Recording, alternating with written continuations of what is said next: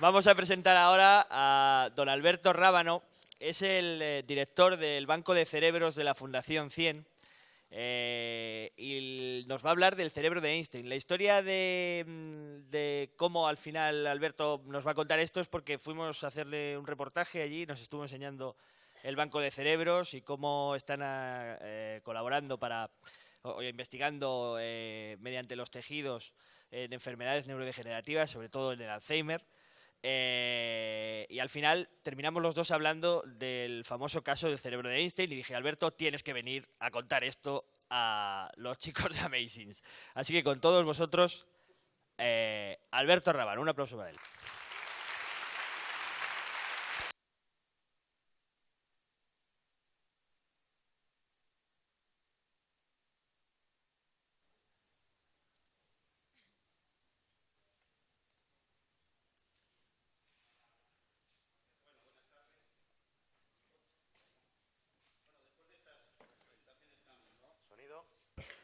Osondo.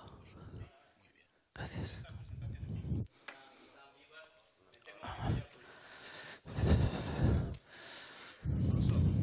¿Qué? Me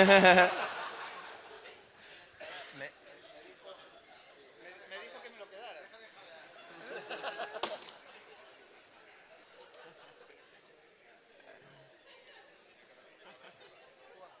Menos mal que no. Uy, Pánico. yo también. Bueno, lo que os decía es que me temo que voy a poner, después de estas cosas tan animosas, una nota lúgubre. Pero espero que al final sirva para haceros pensar sobre algunas cosas sobre las que a mí me ha hecho pensar esta historia. Bien, vamos a hablar de la historia del cerebro de Einstein y bueno, yo soy banquero de cerebros, como os ha explicado Antonio, o bancario, no sabemos muy bien cómo se dice. Lo que hacemos es recibir donaciones de personas que están vivas y les extraemos el cerebro cuando están muertas. Y nos hacen falta, me ha dicho Antonio que os anime a todos a donar el cerebro. De manera que os animo. Nos interesan mucho más los cerebros normales que los cerebros patológicos. Y de eso vamos a hablar, de lo normal y de lo patológico. Bien, Einstein es el genio del siglo XX, no hay ninguna duda. Es el paradigma del genio. Basta con pensar lo que hizo en el año 1905 con 26 añitos. Escribió 5 artículos en anales de física alemanes. Por los hallazgos de uno de ellos, le concedieron el premio Nobel en el 21 y en otro de ellos fundó la teoría de la relatividad especial con 26 años. Era un genio. Entonces, bien, el cerebro de los genios es algo que atrae y ha traído desde hace muchos años. Él murió en el año 55, con 76 años. Murió de un aneurisma de aorta, que no quiso operarse.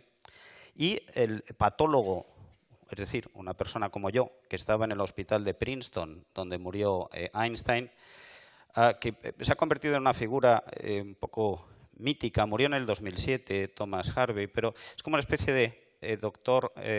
de Mr. Hyde, del Jekyll, que somos los bancarios de cerebros. Claro, él se encontró, le habían solicitado la autopsia de Einstein y se encontró en la mesa de autopsias a Einstein, pero nadie había autorizado a sacar el cerebro de Einstein.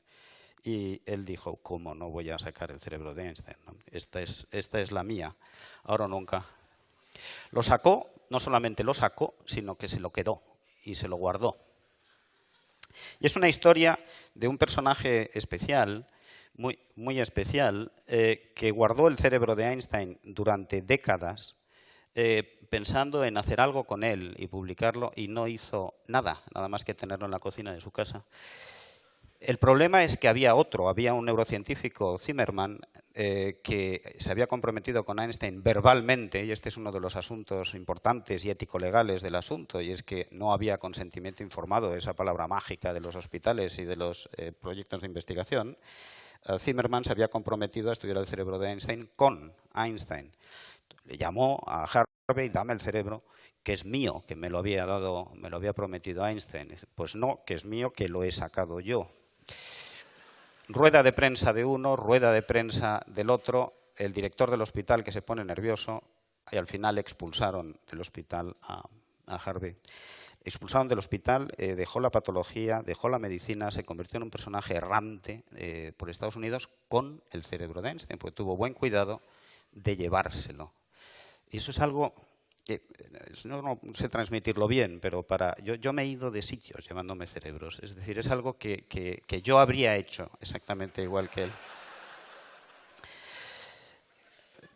Siento una especie de admiración ambigua, ¿no? por este hombre. En el año 78 aparece un personaje, un periodista, tipo muy espabilado, al que su director, el director del New Jersey Monthly, dice: he estado haciendo indagaciones y creo que he localizado dónde está el patólogo que se llevó el cerebro de Einstein.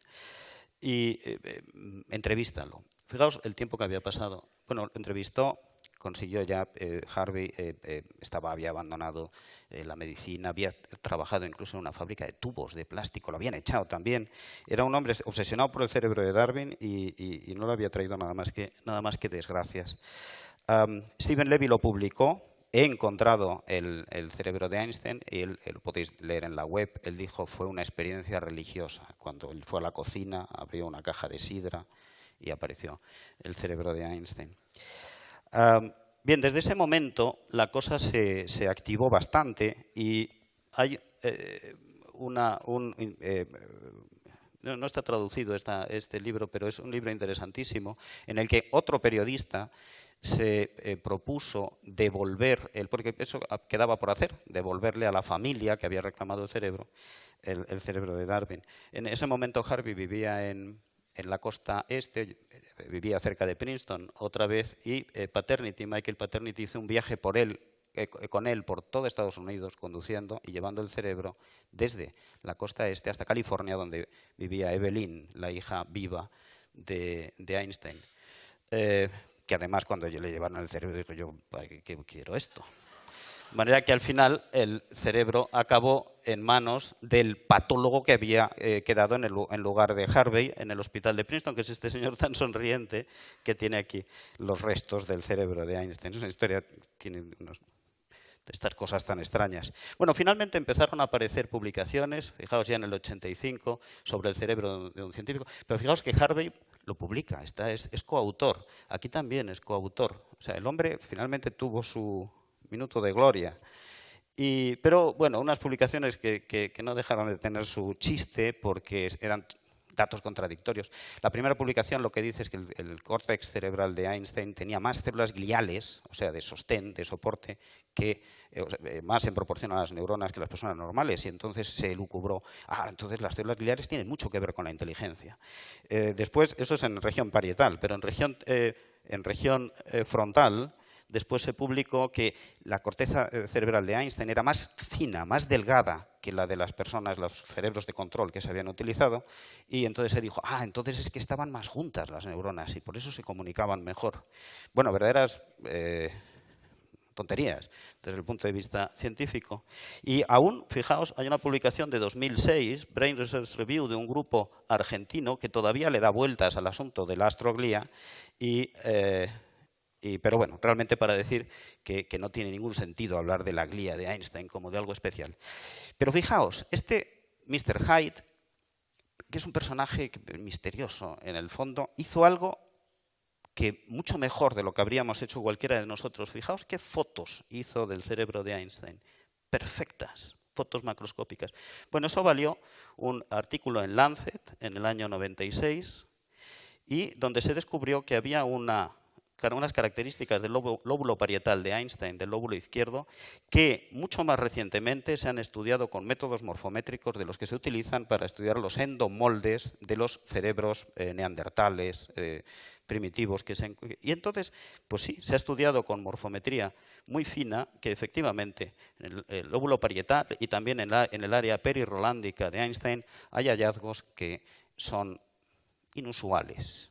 Algunos se pueden explicar bastante bien por su por su afición y de toda la vida al violín. Es decir, tiene una hipertrofia del área de la mano contralateral, es decir, derecha, contralateral al uso de la mano del violín, cosa que se ha visto en violinistas, pero sigue teniendo una zona en el lóbulo parietal misteriosamente anómala. Einstein pensaba con imágenes, o él decía que no pensaba con palabras, sino que pensaba con imágenes. Esta zona es la zona de la que controla el pensamiento visoespacial. Con eso también se ha elucubrado mucho. Bien, me gustaría finalmente dejar, como resultado de esta historia, hay muchos temas sobre los que podemos reflexionar en relación con esta historia. Esta imagen es del Museo de los Cerebros de Moscú, que tiene cientos de cerebros ilustres y realmente es como un símbolo de todo esto. ¿A quién pertenece un cerebro post-mortem? ¿A quién? Yo esto se lo he preguntado a muchos especialistas en bioéticos y si queréis luego os contesto o me contestáis vosotros. El panteón de cerebros ilustres, ¿por qué esa manía de coger cerebros? A mí me interesan, en fin, a nosotros, los patólogos, los que estudiamos las enfermedades del cerebro, nos interesan mucho más los cerebros de la gente normal que los cerebros ilustres. Parece que el cerebro es como la caja de las esencias, de la grandeza, ¿no? Antonio Damasio no diría eso. ¿El genio es normal o patológico? Bueno, o es infrecuente, sencillamente, o más frecuente de lo que pensamos.